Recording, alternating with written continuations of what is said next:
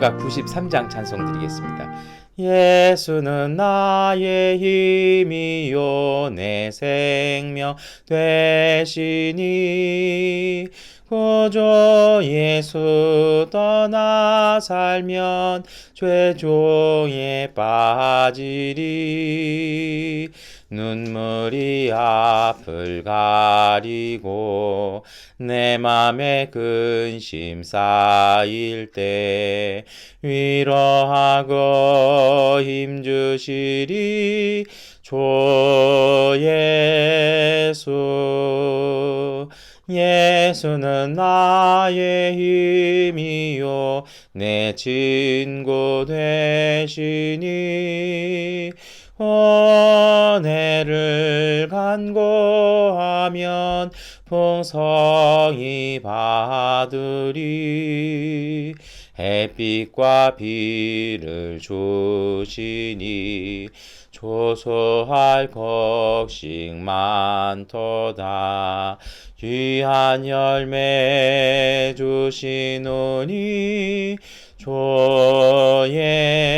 예수. 예수는 나의 힘이요 내 기쁨 되시니 명령을 준행하여 널 충성하겠네. 주야로 보호하시며 바른 길 가게 하시니 의지하고 따라가리 주 예수.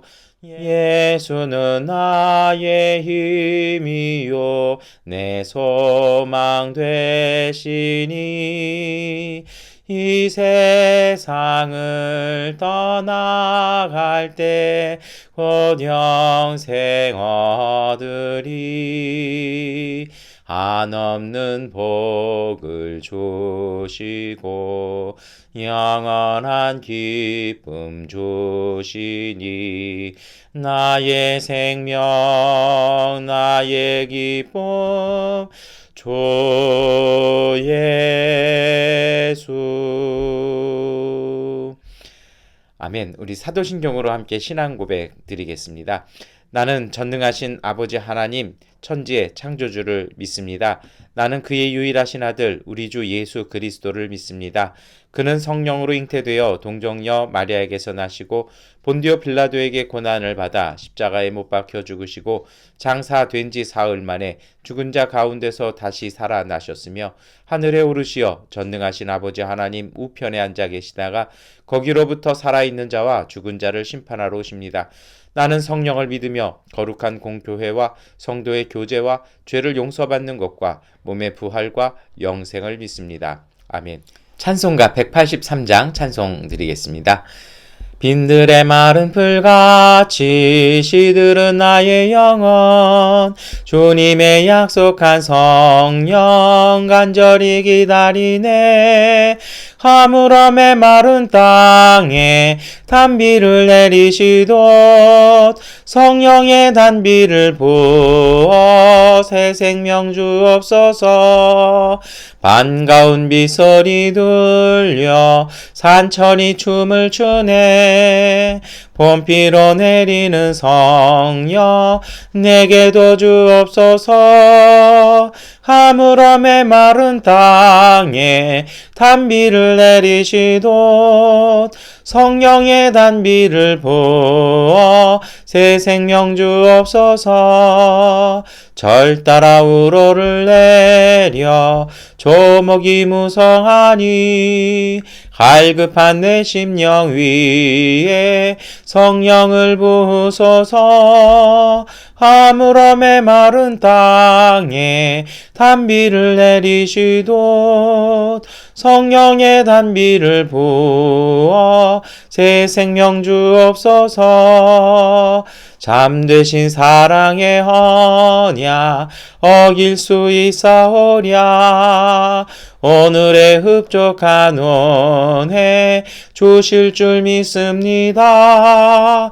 하물어 메마른 땅에 단비를 내리시듯 성령의 단비를 부어 새 생명 주옵소서.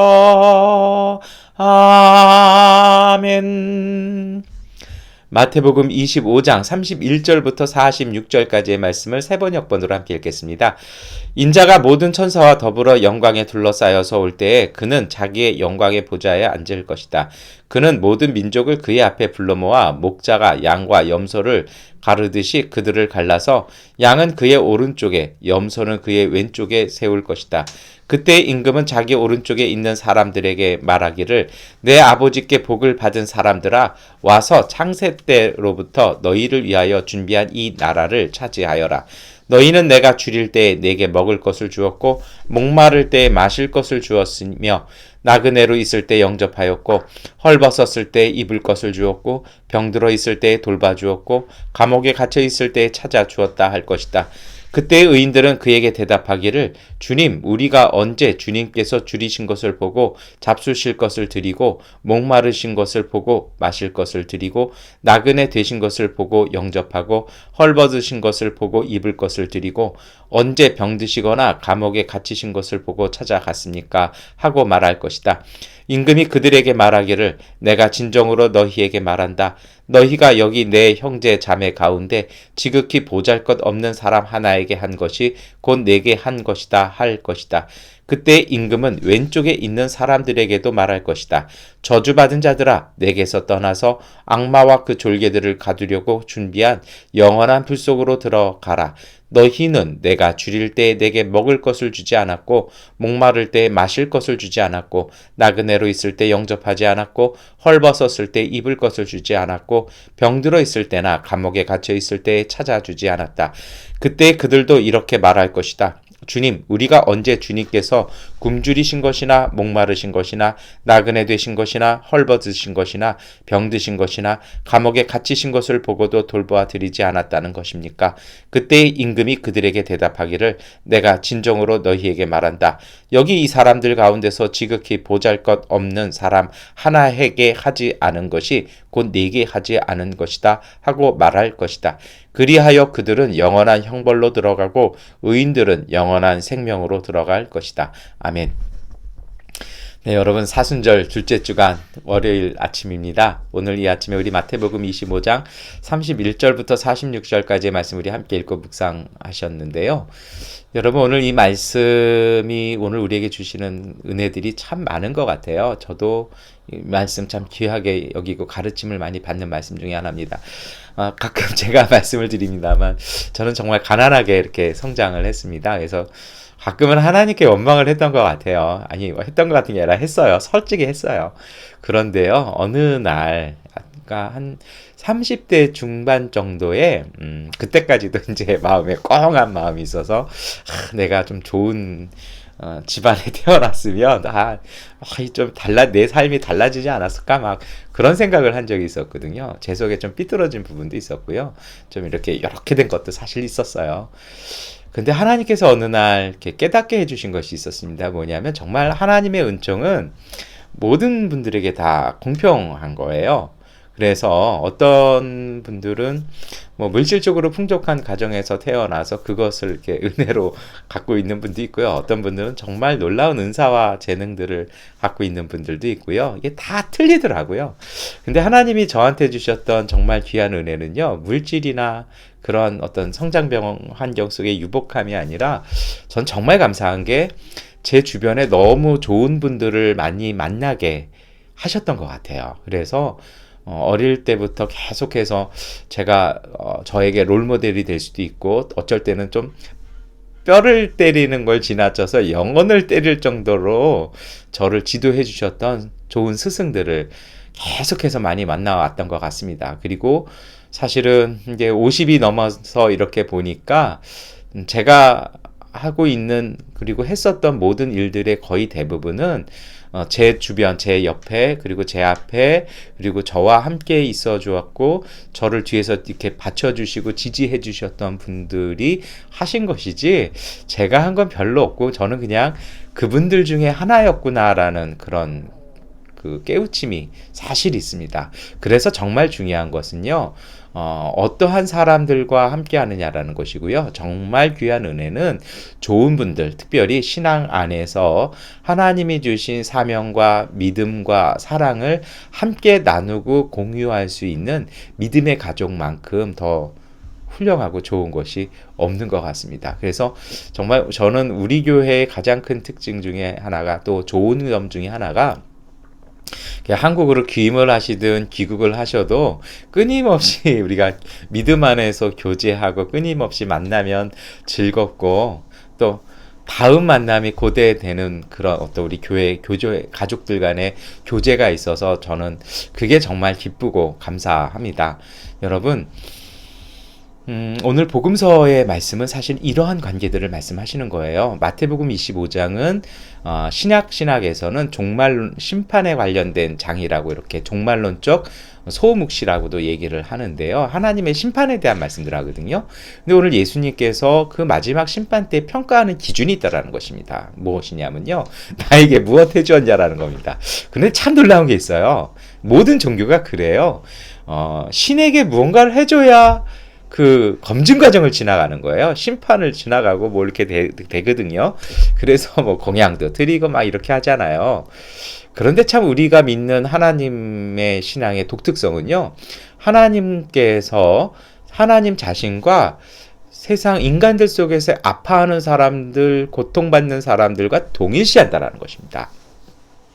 오히려 하나님께 나와서 뭐 하나님을 위해서 뭐 건축을 하고 막 이렇게 하는 것보다, 하나님은 우리 이웃의 중에 고통받는 사람들에게 하는 것이 곧 내게 한 것이라고 말씀하시고 강조하는 것이 오늘 마태복음 25장의 말씀이기도 합니다. 이것뿐 아니라 구약에서도 그러잖아요. 나는 인애를 원하지 제사를 원하는 것이 아니다라고 예언자들을 통해서 하나님께서 말씀하시지 않습니까?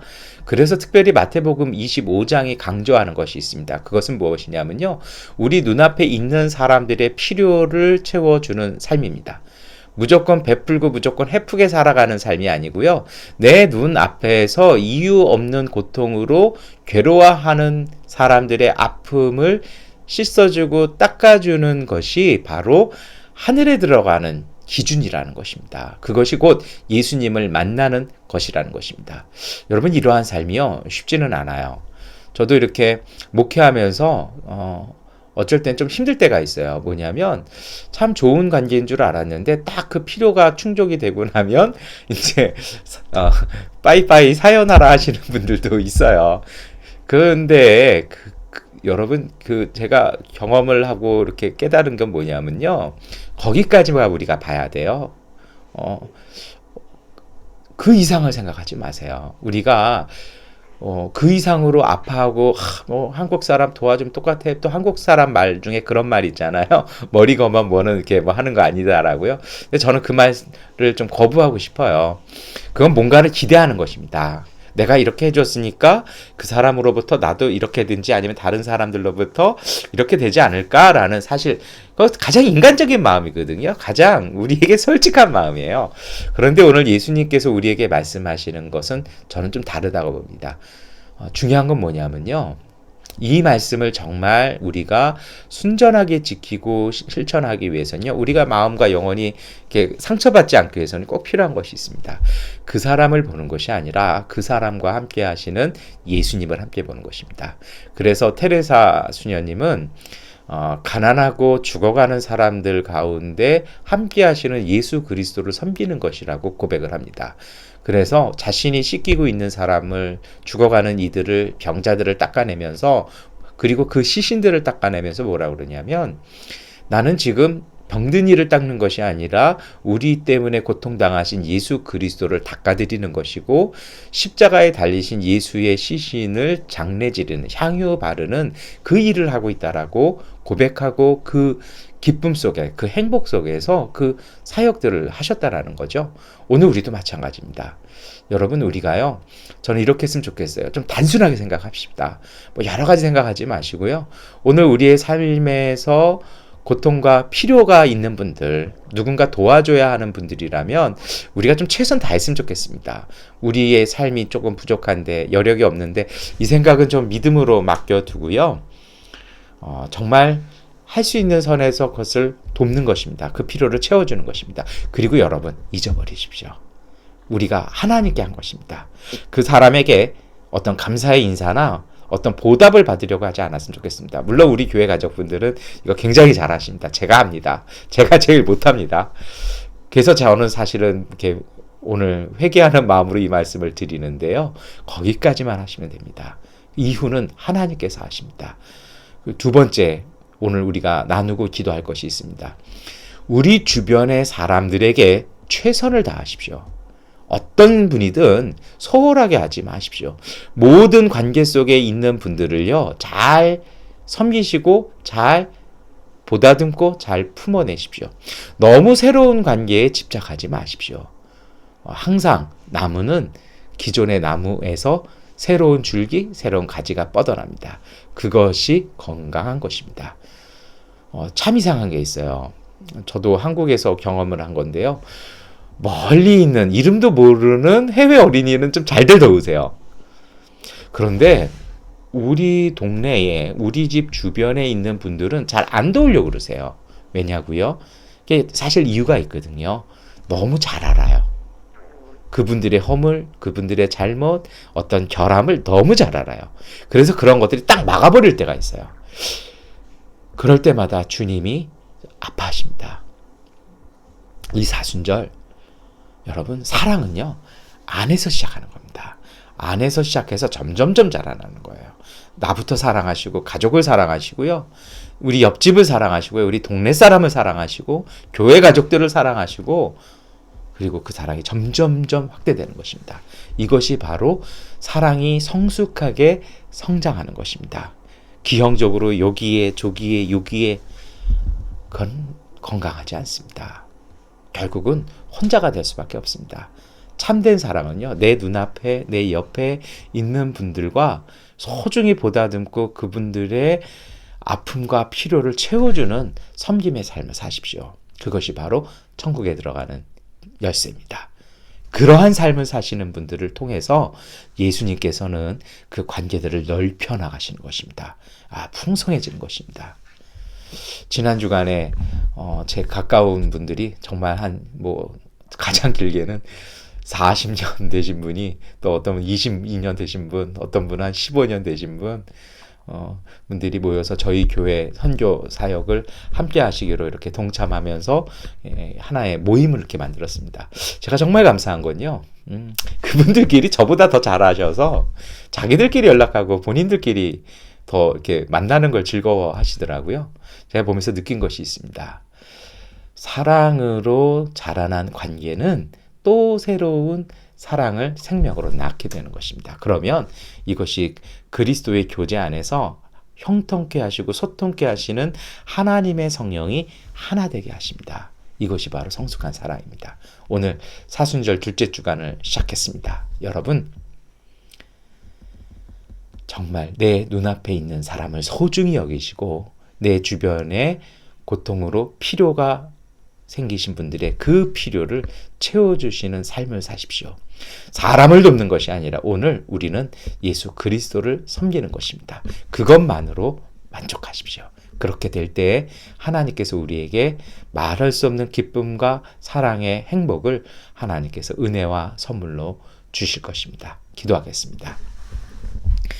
전능하신 아버지 하나님, 오늘 주 앞에 기도합니다. 다시 새롭게 시작하는 이 월요일 아침, 주님 앞에서 새롭게 하시고 온전케 하여 주옵소서.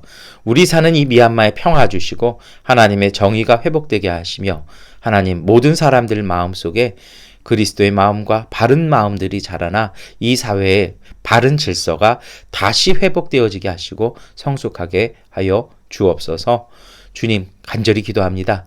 우리 주변의 모든 사람들을 소중히 여기는 믿음 되게 하여 주옵소서.